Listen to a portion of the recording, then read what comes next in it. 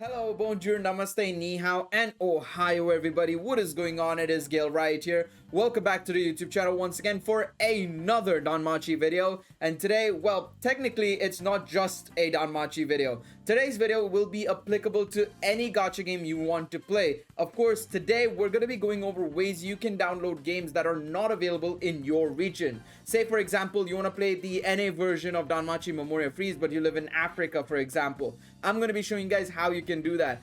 If you're in, say, for example, Brazil, and you want to play a game available in Japan, I'm going to be showing you guys how you can do that. So stay tuned for all that stuff. And on top of that, if you are playing a Japanese title, I'm going to be showing you guys avenues where you can basically translate the game without any sort of issue in-app. This is more so specifically for Android, but there are ways to do it also for iOS, but it's a little bit more convoluted. So we're gonna get to that later on in this video. But of course, before we get into it, remember, please be sure to leave a like down below, subscribe to the channel for more content like this, as well as just Danmachi content in general, and leave a comment down below if you have any questions. I will try to answer them to the best of my capabilities. So be sure to put your comments in. I will try and answer them. All right. So we're gonna go for Android first and foremost. So I'm gonna be showing you guys how you can download games on Android, which is very easy. It's far easier to do it for Android than it is for iOS.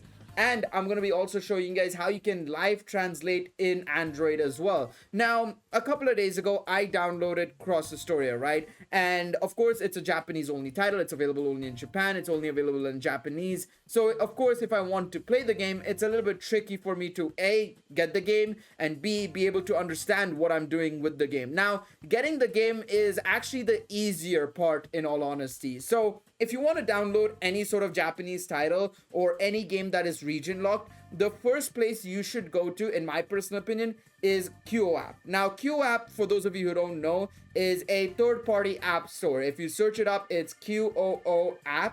And you can download the APK for it, and you can download it into your phone, and you can just open it up, and the entire world's app store is in the palm of your hands, basically. So say, for example, I want to download Danmachi Cross Historia, like I said, right? I want to download Danmachi Cross Historia. So let me type in cross properly first without misspelling it. Crod. It's not crod. I download it and I can look at it saying Danmachi Cross Historia first and foremost. I open it up. I go into details, and at the bottom it should say download. I've already got it downloaded, so it's saying open for me. Now, say you're trying to jump from Danmachi Memoria Freese Europe to Danmachi Memoria Freese Japan or NA, say for example, right? What do you need to do? Well, first and foremost, do the same thing as we've already done. Just type in Danmachi Memoria Freese. I already have searched it up, so we can just type that, and automatically it'll load an entire page of Danmachi Memoria Freezes, and you can see that they name it as well. So they say Danmimo Japan, Danmimo English, European, Korean, so on and so forth. So you can choose whichever you want. I say I want to switch over to Japan. From NA, I want to switch over to Japan. All I need to do is just literally click download, and it'll download the app for me. It's very simple, in all honesty. Now, QooApp unfortunately doesn't have the entire world's app store in the palm of its hand, unfortunately, purely because of certain issues it's had before, primarily with Delightworks. So a couple of years ago, actually, this is a little bit off topic, but a couple of years ago, Fate Grand Order released a sort of side app for, it was sort of like a rhythm gacha game. Well, it wasn't even a gacha game, it was just a rhythm side game that it released for its anniversary, right? And unfortunately, it was only supposed to be available in Japan, right? They had made it very clear that it was only available in Japan, and only 500,000 people who downloaded it would be able to access it. Unfortunately, they didn't realize the resourcefulness of QooApp, and they obviously released that app to the public worldwide, and a lot more than 500,000 people were on the app. As a result, they decided to basically put a sort of like cease and desist towards QooApp, and as a result, as you guys can see at the bottom of your screen, it says the game has been swallowed by an unknown force. So you might be wondering, well, Gail, say there is a game that I can't download on QooApp. What other avenue is there? What other way can I download this app? Well, there is another store that I would say is relatively decent. I don't trust it as much as I do QooApp, but it is pretty much the second best option outside of every other option that's available on the internet, and that is APK Pure. I would probably say that this is the next best option. It has its ads and everything of that jazz. You'll have to kind of ignore it. We're gonna skip past it. We're gonna skip past this. And if you want to just download, say for example, Fate Grand Order, I'm gonna use that as an example. You can. This game still, this app, I should say, still has its connections to Fate. As smooth as it can be. Of course, it isn't going to get yeeted by Delightworks or Aniplex anytime soon. So if you want to download, say for example, Fate Grand Order JP or anything of that sort, you can via APK Pure. But I would primarily say if the game is available on QooApp, stick to QooApp. It's way better. It's a far superior app in my personal opinion, and it's a much more smoother experience. So if you are interested in anything of that sort, and if you want to download a third party a region locked app that's not available in your country or anything of that sort, go via QooApp. It's much safer and much better in my personal opinion. Now you might be next wondering, well Gail, I've downloaded my JP app, what can I do to translate this game? I have no idea what's going on. I don't understand anything that this game is telling me. I am very confused. What can I do? Well, there are two ways to go about it. First and foremost, you can just download Google Translate, in all honesty. Like for example,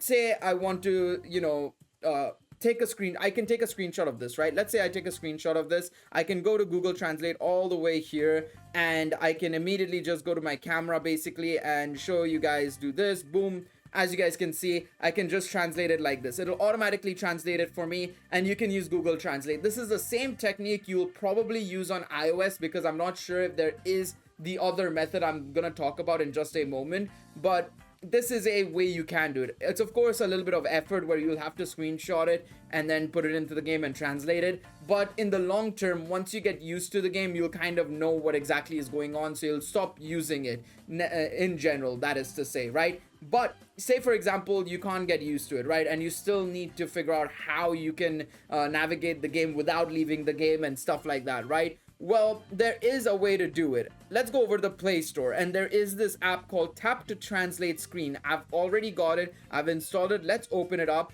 and let's see. So there is a premium version to this. There are going to be ads, of course, but what you can do is you can switch it on, right? And on your screen you can see that there is a small dot, right? You can see that there is this small dot. So what I can do is I can just tap this, and boom, as you guys can see, it translates it. Now I will say that this isn't as effective as for example, just translating the whole page in Google Translate. In all honesty, I would probably say that's a little bit better, but for just general purposes, I would say this is also an easy avenue to take. And also there are other apps as well on the Google Play Store that do something similar to this, so you can try out a couple of different apps and stuff. This is the one that I've been using for any Japanese gacha game that I play. It does work for the most part. Of course, there are some things that it doesn't translate, for example this thing in here, right? But say for example I want to go over here, right? So say I want to figure out what all of these mean. This helps out tremendously because you can see that this is dungeon. It says Dabjion, but you can understand that it is dungeon. Monsterphilia, raid, feat challenge, war games. Then you have your characters, party, equipment, enhancement item, waiting area, gacha. So this screen will just tell you everything you need to know. Even though it doesn't tell you every single detail and it is a little bit funky, it still works tremendously, right? It still works tremendously. So this is the way I personally translate my games in game, that is in app itself, rather than having to take a screenshot, coming out, going to Google Translate and stuff like that. It just is kind of annoying in that regards, right? So let's go over to the iOS side now and see what you can do there.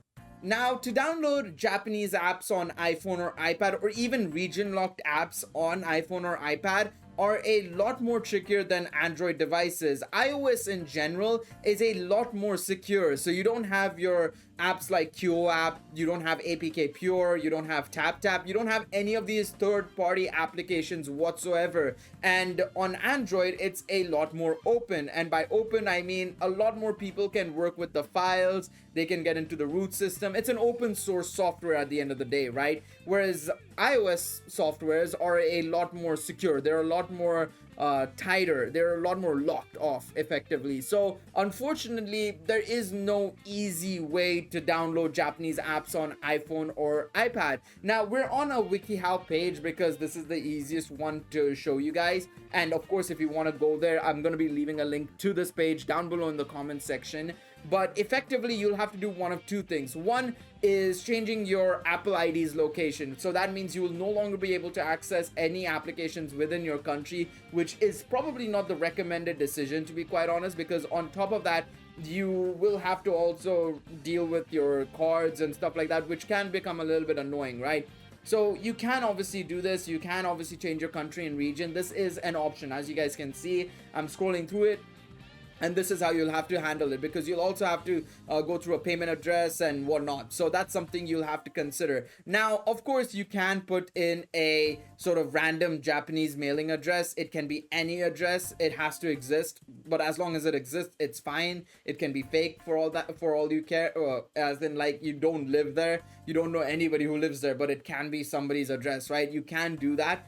But in my personal opinion, the better way to do it, rather than just changing your Apple ID location, is just creating a new Japanese Apple ID. Sign out, create a new one, and go from there. Now, obviously, you might be wondering, well, Gail, can you actually, let's say if I want to whale on a game, right? I want to whale on a game, but I'm wondering if I can. Do I need, you know, Japanese iTunes cards? What can I do, right? Well, nowadays you don't have to. I asked on a tweet because I wasn't sure myself. I had no idea. I'm gonna refresh this page in case somebody has mentioned something, but a couple of years ago, whenever it came to JP Dokkan, for example, right, I remember a lot of people saying like, oh, you know, you had to buy Japanese iTunes gift cards and stuff like that. It seems like you do not have to do that anymore. Apparently, a lot of people are saying that they can make purchases for Dokkan JP and OPTC, One Piece Treasure Cruise,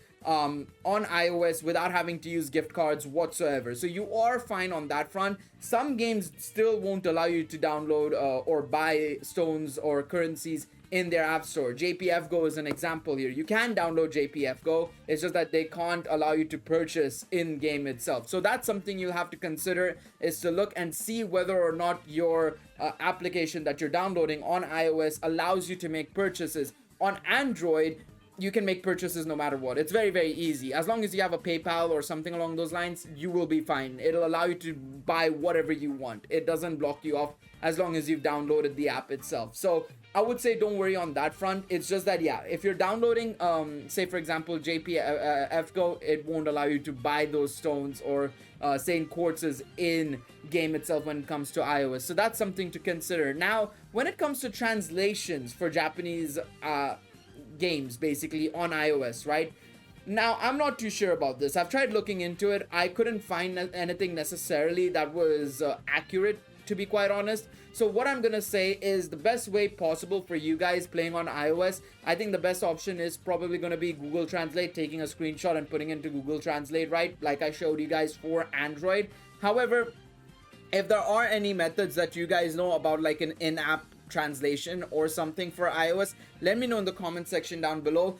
For all I know, iOS probably has like an automatic in-app translator that I didn't know about. So you guys can let me know in the comment section down below. But there you guys go. Hopefully this video could help you out in some way, shape, or form when it came to, you know, downloading Japanese gacha games as well as just translating them live in-game. I'm very curious to see if you guys have any, you know, questions or anything, because I will try and answer them to the best of my capabilities. And hopefully you guys, like I said, enjoyed this video. If you did, please be sure to leave a like down below. Subscribe to the channel for more Danmachi content as well as just general gacha content. We might do more live streams on, like, say, Genshin and stuff in the future on the YouTube side, but for now it's still gonna be Danmachi. Don't worry about it. And one more thing to add before we wrap up: Danmachi Battle Chronicle, since it's only going to be available in Japanese, most players will probably have to use QooApp or something like that, or have to create a new Japanese Apple ID in order to play it. So keep that in mind. All right, I'll see you guys in the next one. Hopefully you enjoyed this video. I'll